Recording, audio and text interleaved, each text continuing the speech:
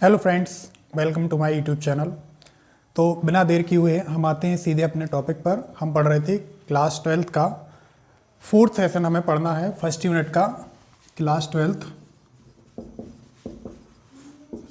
सत्र 4, जिसका नाम है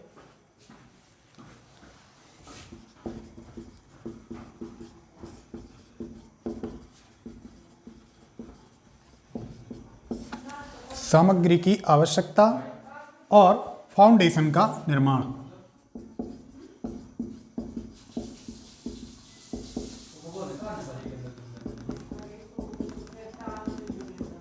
और ये सब काम हम किसके लिए करने जा रहे हैं?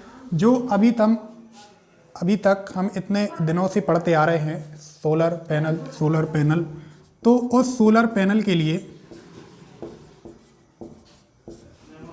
हमें क्या क्या सामग्री लगने वाली है, किस किस चीज़ की हमें ज़रूरत है और उसके लिए हमें किस तरीके का फाउंडेशन बनाना है। फाउंडेशन जब हम आपको बता रहे थे तब हमने आपको बताया था कि ये फाउंडेशन आप सीधा छत पर बनाने जा रहे हैं या फिर ज़मीन पर सीधा बनाने जा रहे हैं। अब छत के भी कई प्रकार हो सकते हैं और ज़मीन के भी कई प्रकार हो सकते हैं। तो इस चीज़ को हमें ध्यान में रखते हुए फाउंडेशन का निर्माण करना है। तो सबसे पहले हम सामग्री के बारे में डिस्कस कर लेते हैं कि हमें कौन कौन सी चीज़ की ज़रूरत पड़ने वाली है। तो आइए देखते हैं।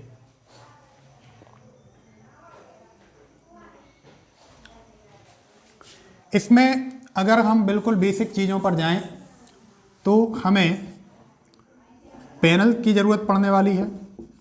Most important panel, PV panel. और यहाँ पर आप सभी को पीवी का मतलब पता होगा। पीवी का मतलब है फोटोवोल्टेक। इसको हिंदी में भी लिख देता हूँ, फोटोवोल्टेक।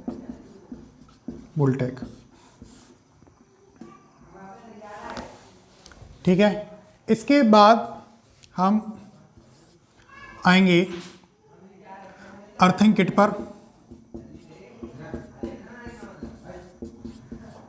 अर्थिंग किट हम अगर देखें तो पूरे सोलर पैनल का मोस्ट इंपॉर्टेंट पॉइंट हो जाता है। इसके बाद आता है हमारे पास इन्वर्टर। इसके बाद आता है हमारे पास बैटरी।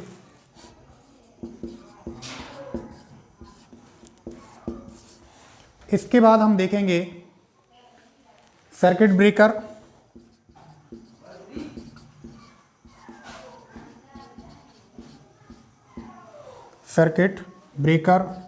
वायरिंग की भी जरूरत पड़ने वाली है हमें।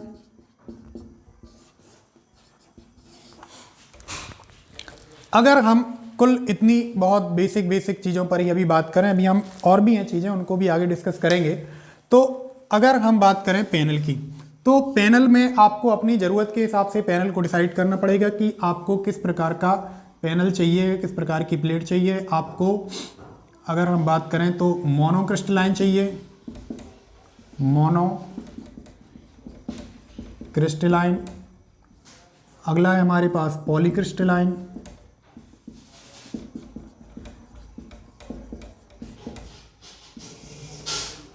इसके बाद पतली फिल्म आती है और चौथे नंबर पर आता है बाईफेशियल।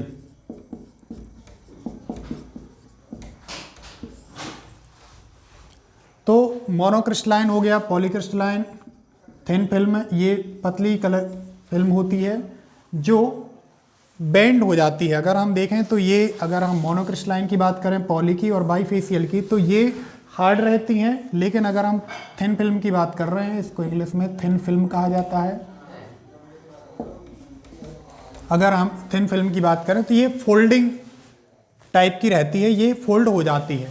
ठीक है। अगर हम बाईफेशियल की बात करें तो इसमें हम दोनों साइड से सोलर एनर्जी को एक्सेप्ट कर सकते हैं, मतलब दोनों तरफ से हमें इसमें इनपुट मिल जाएगा। दोनों तरफ से इनपुट मिल गया।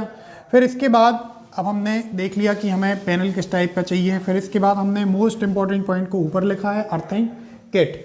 क्योंकि हम देखते हैं कि हमारे घर में जनरली अगर आप जाएंगे तो अर्थिंग वगैरह हम नहीं करवाते हैं, तो यहाँ पर हमें अर्थिंग बनवाना बहुत इम्पोर्टेंट हो जाता है, चाहे वो अर्थिंग किसी भी चीज़ की हो। अगर हम देखेंगे यहाँ पे सबसे पहले हमें पैनल की अर्थिंग बनानी पड़ेगी, पैनल की अर्थिंग। फिर इसके बाद आप देखेंगे कि आप जो सर्किट फैला रहे हैं, जो भी आप सर्किट बनाएंगे उस सर्किट में भी आपको अर्थिंग देनी पड़ेगी। हम देखते हैं जो ये सिंपल सा अगर देखें कि ये सॉकेट है हमारे पास, मान के चलिए, तो इस सॉकेट में यहाँ पर एक पॉइंट होता है और यहाँ पर भी इस तरीके से पॉइंट होते हैं। तो यहाँ पर अगर हम देखें तो ये वाला पॉइंट अगर आप किसी 5 पिन की तरफ मुंह करके खड़े हो जाएं तो अपने राइट हैंड साइड वाले पॉइंट को देखें, हमेशा यहाँ पर फेस आना चाहिए। फेस मतलब लाइव वायर है ये। इसके बाद ये वाला जो पॉइंट है, ये पॉइंट कहलाता है न्यूट्रल का। और इसके बाद जो ये पॉइंट है, ये मोस्ट इंपॉर्टेंट पॉइंट है, ये कहलाता है अर्थिंग। अब ये हमारे लिए क्यों ज़रूरी है? ये अर्थिंग जो है हमें अतिरिक्त चार्ज को, अतिरिक्त चार्ज मतलब आवेश,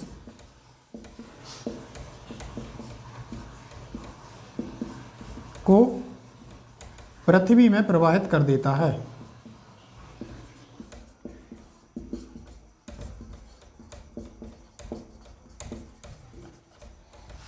ये हमें इसलिए इम्पोर्टेंट हो जाता है कि हमें अर्थिंग में अगर आप देखेंगे तो जनरली यही होता है कि जैसे मान के चलिए आपके घर में कूलर है और आप कूलर को चला रहे हैं, लेकिन आपने घर में प्रॉपर अर्थिंग नहीं करवाई है, तो आप देखेंगे कि उसकी जो अपर बॉडी होती है, आउटर बॉडी में आपको उसको करंट लगने के चांस होते हैं। कई बार देखा होगा आपने कि झटका लगा है।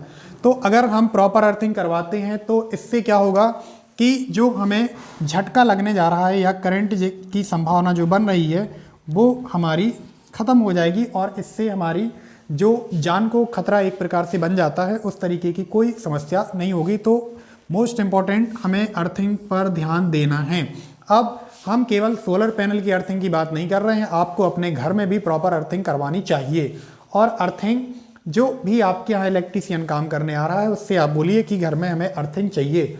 अगर हम शुद्ध भाषा का इस्तेमाल कर लें तो जनरली हम देखते हैं कि हम 2 तार वाला सर्किट बनवाते हैं घर में, लेकिन हमें घर में होने चाहिए 3 तार वाला सर्किट, जिसमें से एक तार ये अर्थिंग वाला है जो हरे कलर का होता है, और जो लाइव वायर होगा मतलब फेस वो लाल कलर का होना चाहिए। लाल भी हो सकता है, पीला भी हो सकता है और नीला भी हो सकता है। इसके बाद जो न्यूट्रल वायर रहेगा, ये न्यूट्रल वायर काले कलर का होना चाहिए। इतनी चीज़ों को आप ध्यान में रखें। और ये जो हरे कलर का वायर होगा हर एक सॉकेट से होते हुए, हर किसी की बॉडी से होते हुए प्रॉपर ज़मीन के अंदर अर्थिंग बना के उसमें लगेगा। ठीक है। फिर इसके बाद आता है हमारे पास इन्वर्टर। इसको अपन यहाँ पे कंट्रोलर भी लिख लो। हम जब इसकी पहले वाली क्लास पढ़ रहे थे उसमें हमने देखा था कि हमने एक चार्ज कंट्रोलर भी लगाया है। चार्ज कंट्रोलर की आवश्यकता क्यों पड़ रही थी हमारे लिए? चार्ज कंट्रोलर की आवश्यकता इसलिए पड़ रही थी कि हम जो देख रहे थे सोलर पैनल से जो भी इनपुट हमारे पास आ रहा था, जो भी आउटपुट निकल के उससे आ रहा था इस चार्ज कंट्रोलर के इनपुट के रूप में, वो हम देख रहे थे कि कंटिन्यूस नहीं है। मतलब अगर हम देखें कि इसको अगर आप कोई एक नाम दे दो कि 1 यूनिट परमानेंट आ रही है, तो ऐसा नहीं हो रहा है। कभी ये 1 यूनिट 2 में कन्वर्ट हो जा रही है, कभी 0.5 में कन्वर्ट हो जा रही है और कभी 0 की तरफ चली जा रही है। तो मतलब हम देख रहे हैं कि ये जो चार्ज हमारे पास आ रहा है उसमें इरेगुलरिटीज़ हैं। तो ये हमारी बैटरी को ख़राब कर सकता है, हमारे बाकी सर्किट को ख़राब कर सकता है। इसलिए हमें क्या करना है, यहाँ पे चार्ज कंट्रोलर लगाना। चार्ज कंट्रोलर क्या करेगा, हमारे जो सोलर पैनल से आउटपुट के रूप में चार्ज निकल के आ रहा है, इलेक्ट्रिसिटी निकल के आ रही है, उसको प्रॉपर तरीके से कंटिन्यूस फॉर्म दे देगा। तो इससे क्या होगा कि जब हम इन्वर्टर को सप्लाई देंगे और इन्वर्टर से ये सीधी बैटरी को जाएगी, तो ना तो हमारी बैटरी ख़राब होगी, ना इन्वर्टर को किसी प्रकार की दिक्कत जाएगी। तो हमें ध्यान रखना है कि चार्ज कंट्रोलर आप लगाएं। इसके बाद बैटरी हम ऑलरेडी बता चुके हैं, तो ये सारी चीज़ें हमें लेके चलना है। सर्किट ब्रेकर अभी तक हमने डिस्कस नहीं किया हुआ है, तो हम सर्किट ब्रेकर को डिस्कस कर लेते हैं।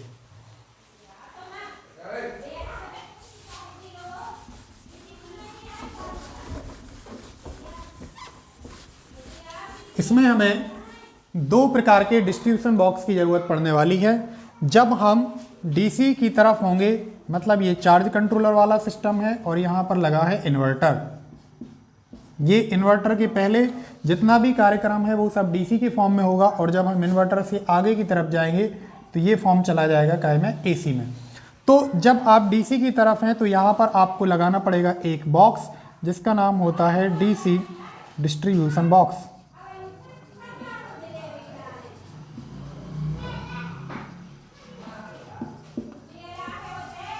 इसमें हमें सर्किट ब्रेकर का इस्तेमाल करना है।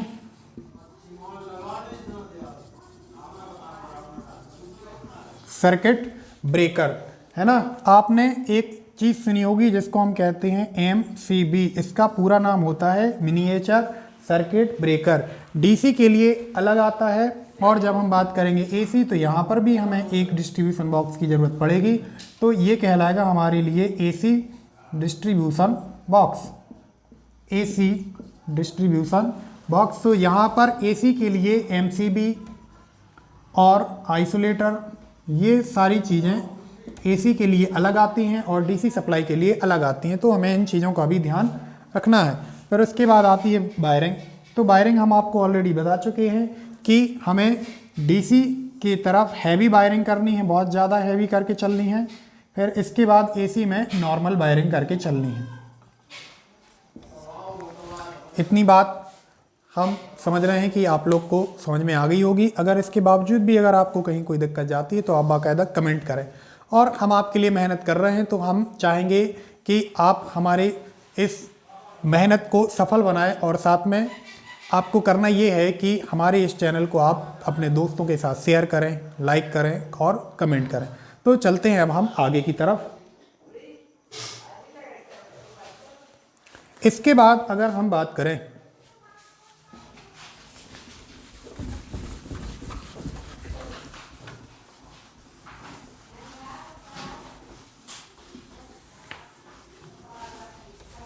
तो आप देखेंगे कि इसमें आ जाता है कि जो हम सोलर पैनल का जब स्ट्रक्चर बनाते हैं, एक संरचना बना रहे हैं, तो उस संरचना में हमें किस किस चीज़ की ज़रूरत पड़ने वाली है। इसमें हमें चैनल की ज़रूरत पड़ने वाली है, इसमें हमें फ्रेम की ज़रूरत पड़ने वाली है। कैसे कि जैसे मान के चलिए ये आपकी छत है, इसको हम मान लेते हैं कि ये, तो यहाँ पर आप देखेंगे कि आपको यहाँ पर पिलर खड़े करने के लिए एक बेस बनाना पड़ेगा।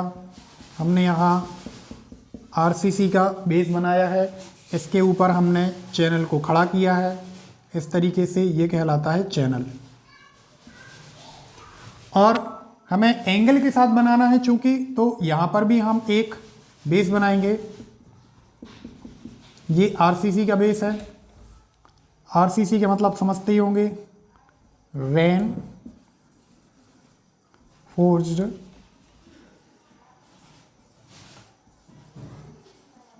Concrete cement.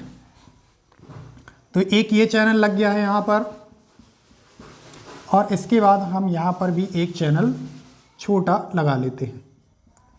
हमने ये छोटा चैनल क्यों लगाया है, क्योंकि जब भी हम सोलर पैनल को यहाँ पर रखेंगे तो ये एक एंगल के साथ रखना है, और ये वही एंगल है जो माउंटिंग स्ट्रक्चर के टाइम पे हमने एक टिल्ट एंगल की बात की थी, उसी एंगल पर हमें इसको सोलर पैनल को रखना है।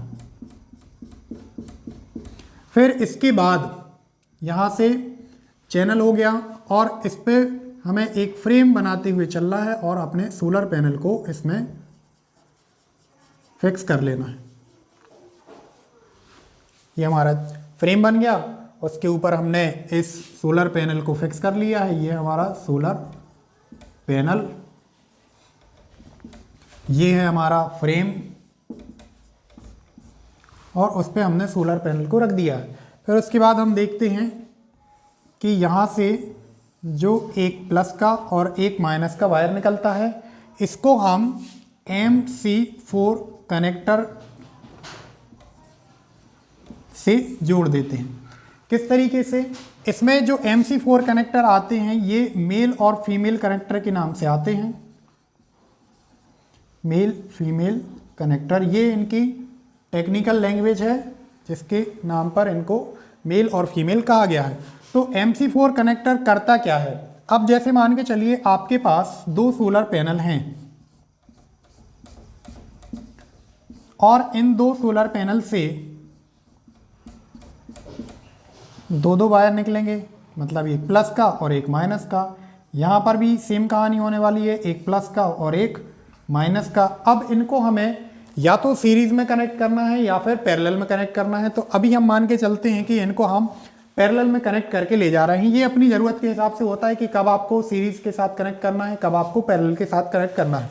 तो अगर आपका ये जो प्लस वाला वायर है और ये यहाँ पे प्लस वाला वायर है, तो आप इनको डायरेक्ट कनेक्ट ना करें, आप इनको कनेक्ट करने के लिए MC4 कनेक्टर का इस्तेमाल करें। MC4 कनेक्टर आप यहाँ पर MC4 कनेक्टर का इस्तेमाल करें तो ये आपका काम हो जाएगा। थोड़ा ऊपर लिख देता हूँ मैं, MC4 कनेक्टर, ये वाला कनेक्टर है ना। या फिर अब अगर हम ये माइनस वाले को देख लेते हैं, थोड़ा यहाँ बना दे रहे हैं,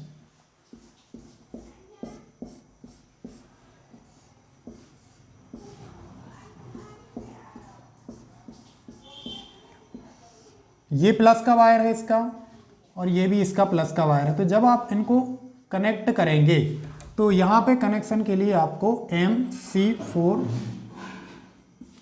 कनेक्टर का ही इस्तेमाल करना है। और जब ये प्लस प्लस वाला जुड़ा है, अब हमें माइनस माइनस वाला जोड़ना है, तो माइनस का भी कुछ इसी तरीके से अपन जोड़ देंगे। ये भी MC4 कनेक्टर है। क्लियर है बात? इतना आप लोग सभी समझ गए होंगे, ठीक है। तो अब हम चलते हैं आगे। वायरिंग तक हो गया। वायरिंग के बाद हमने देखा कि हमें और क्या चाहिए था, एक संरचना, मतलब इसको आप दे देते हैं नंबर 0.7। तो इतना आप लोग समझ गए हैं। चलिए आगे चलते हैं।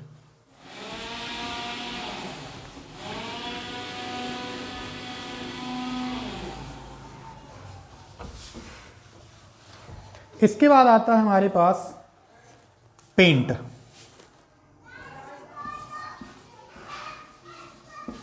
पेंट मतलब हमें जो चैनल हमने लिए हैं, इन चैनल में हमें क्या करना है, इनको पेंट करके चलना है। क्योंकि हमने देखा कि ये हमें परमानेंट छत पर लगे रहना है या बाहर लगे रहेंगे, तो इनमें क्या होगा, नमी भी जा रही है बाकायदा, और जब ये नमी जाएगी धूल जाएगी तो ये क्या होगा, जल्दी से ख़राब हो जाएंगे। तो हमें इन पर पेंट कर देना है।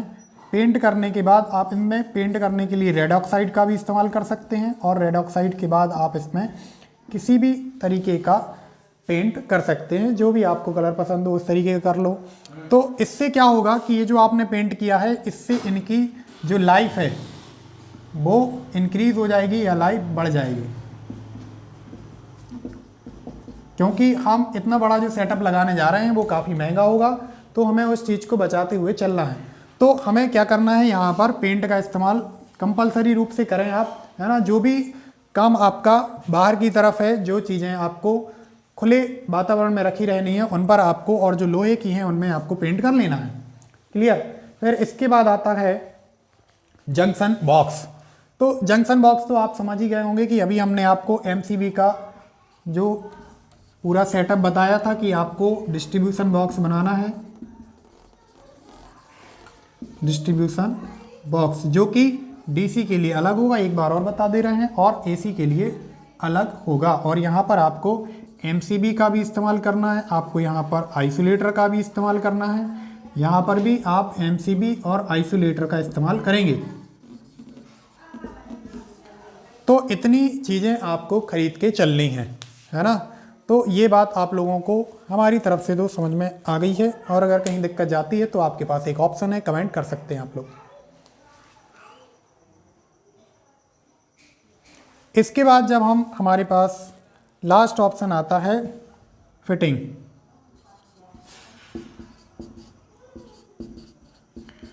फिटिंग, अब आप इन सारी चीज़ों की फिटिंग तो करने जा रहे हैं, लेकिन आप देखेंगे कि हमने इसको आरसीसी से खड़ा तो कर दिया, लेकिन हमें इस चैनल से इस फ्रेम को टाइट करने के लिए, जॉइंट करने के लिए हमें नट बोल्ट की आवश्यकता भी पड़ने वाली है। नट बोल्ट, ये नट बोल्ट क्या करेंगे, एक चैनल को दूसरे चैनल के साथ या एक चैनल को फ्रेम के साथ कनेक्ट करने का काम करेंगे।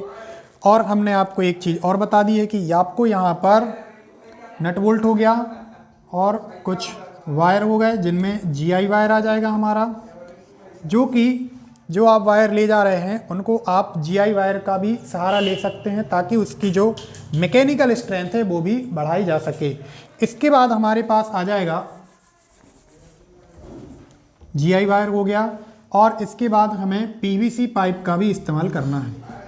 पीवीसी पाइप का इस्तेमाल आप कैसे करेंगे, आप मान के चलिए इस पूरी फिटिंग को अंडरग्राउंड करवाना चाह रहे हैं, तो अंडरग्राउंड करने के लिए पीवीसी से अच्छा ऑप्शन नहीं हो सकता। आपने पीवीसी पाइप को ज़मीन के अंदर या फिर दीवार के अंदर कंसील्ड कर दिया है। कंसील्ड करने के बाद आप उसमें से एसी की वायरिंग हो या डीसी की वायरिंग उसमें आप ले जा सकते हैं। और फिर जब आपने इतना पूरा सेटअप जमा लिया है तो हम समझ पा रहे हैं कि जो आपने पूरी सामग्री की आवश्यकता थी वो भी ऑलमोस्ट पूरी हो गई है, और ये फाउंडेशन का निर्माण हमारा इस तरीके से हो जाता है। ठीक है, इस वीडियो में इतना ही। Thank you.